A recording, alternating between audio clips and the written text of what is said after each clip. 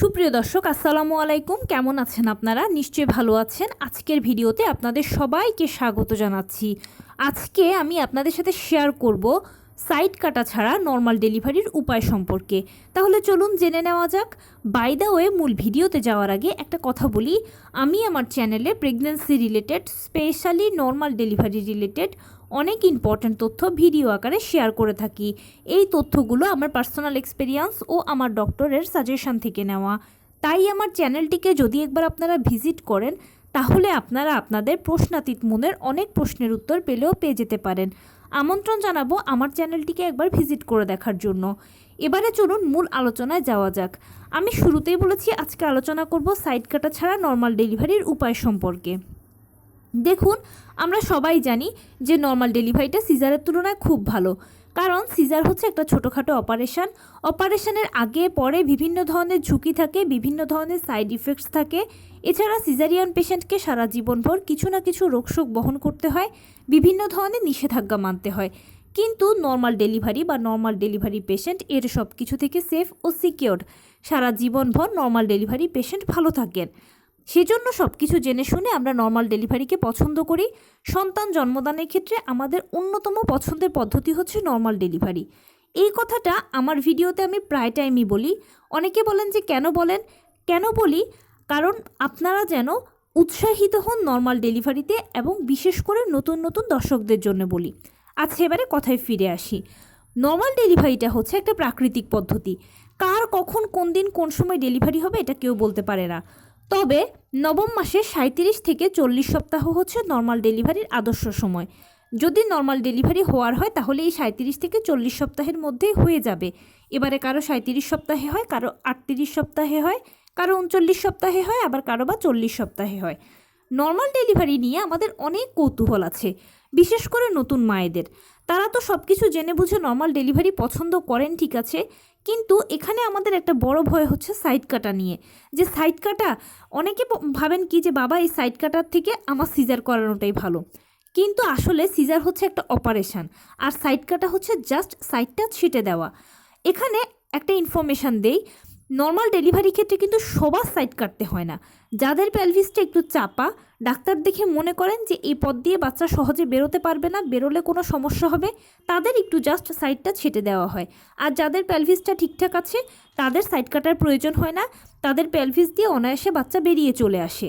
এখন মনে প্রশ্ন আসতে পারে যে আচ্ছা, আমার পেলভিসটা ঠিকঠাক আছে কি নাকি কোনো সমস্যা আছে, সেটা আমি বুঝবো কিভাবে, বা এটার জন্য প্রতিকার কি হতে পারে?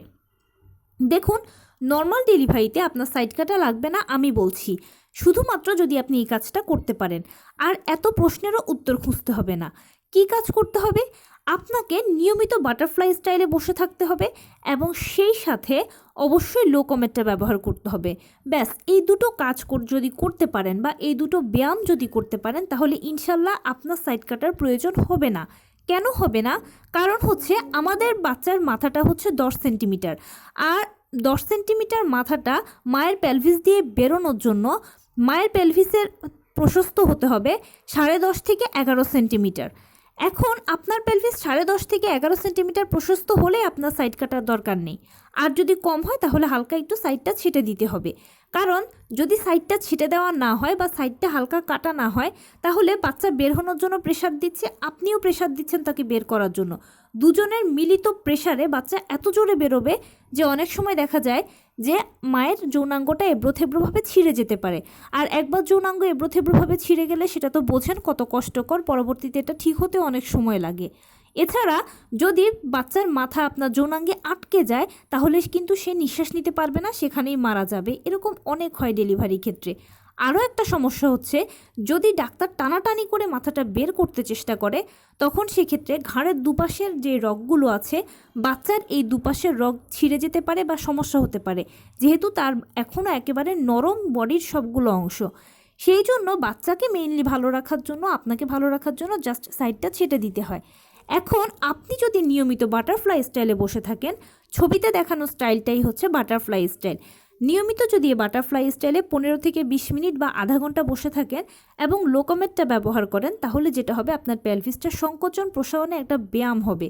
আর যার ফলশ্রুতিতে ডেলিভারির সময় ঠিকই পেলভিস সংকোচন প্রসারণ হবে, সময় মতো যতটুকু প্রয়োজন ততটুকুই প্রশস্ত হবে, সাইড কাটার প্রয়োজন হবে না, বিনা সাইড কাটাতে আপনার বাচ্চা বেরিয়ে চলে আসবে।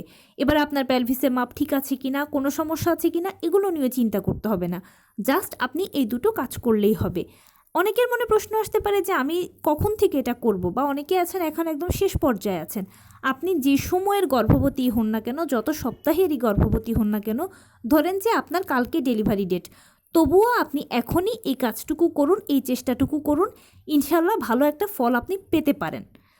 আর যারা আগে থেকে শুনছেন, মানে 7 মাস 8 মাস বা তারও আগে থেকে যদি শুনে থাকেন, তাহলে অবশ্যই নিয়মিত এই কাজটা করবেন।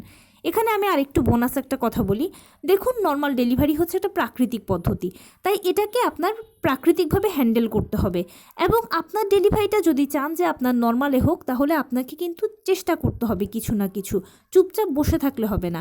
আর কঠিন কোনো চেষ্টা আপনাকে করতে হবে না, সেটা হচ্ছে শুধু নিয়মিত হাঁটাচলা করবেন, টুকটাক কায়িক শ্রম করবেন, লো কমেটটা ব্যবহার করবেন, বাটারফ্লাই স্টাইলে বসে থাকবেন, আর প্লিজ পুষ্টিকর খাবার খাবেন। আপনি সারাদিনে যা যেরকম খাবার খান, সকল ভিটামিন, মিনারেল, ক্যালসিয়ামগুলো যেন ঘুরে ফিরে আপনার বডিতে যায়, আপনার থেকে যেন বাচ্চা পায়, এটা কিন্তু আপনাকে নিশ্চিত করতে হবে। প্রতিদিন কুসুম গরম 1 গ্লাস দুধ ও 2টো করে ডিম খেতেই হবে। নিশ্চিত করতে হবে আপনার সকল পুষ্টিগুণগুলো যেন বডিতে থাকে। আপনি এখন হয়তো মনে হচ্ছে যে আমি একদম ঠিক আছি, ফিট আছি, ফিটনেস, কিন্তু বিশ্বাস করুন, ডেলিভারির সময় আপনার বাচ্চাকে আপনার চাপ দিয়ে বের করতে হবে। ওই সময় আপনি এত চাপ দিচ্ছেন, তবুও ডাক্তার বলছে যে কী করছেন, আরও চাপ দিন, কী করছেন, আরও চাপ দিন। আপনার মনে হবে যে আপনার শরীরের সব শক্তি শেষ হয়ে গেছে, তবুও ডাক্তার বলছে যে আরও চাপ দিন, আরও চাপ দিন। ওই সময়টা এরকমই, একটা মা তার বাচ্চাকে চাপ দিয়ে বের করছে, এটা কিন্তু মুখের কোনো কথা নয়। মায়ের পুরো বডি কিন্তু চেষ্টা করে বাচ্চাকে চাপ দিয়ে বের করার জন্য। সো বুঝতেই পারছেন যে আপনার বডিতে কি পরিমাণ শক্তি থাকতে হবে বা শক্তপোক্ত থাকতে হবে। অনেক মুরব্বি বা অনেক বড়রা বা অনেকে বলেন যে বেশি খেও না, বাচ্চা বড় হয়ে যাবে, এগুলো হচ্ছে আদিকালের ধ্যান ধারণা। আপনাকে পর্যাপ্ত পরিমাণে পুষ্টি সমৃদ্ধ খাবার খেতে হবে, নিয়মিত হাঁটাচলা করতে হবে, এতে আপনি ভালো থাকবেন, সুস্থ থাকবেন, বডিতে শক্তি সঞ্চয় হবে। আপনার শুধু খেলেই হবে না, শক্তিগুলোকে সঞ্চয় করতে হবে। ব্যায়ামের মাধ্যমে কিন্তু আপনার শক্তিগুলো সঞ্চয় হবে বডিতে। আরেকটা কথা হচ্ছে যে অনেকে বর্তমান সময়ে যেটা চিন্তা করেন যে বেশি খেলে তো আমি মোটা হয়ে যাব, ওয়েট গেইন হবে বেশি।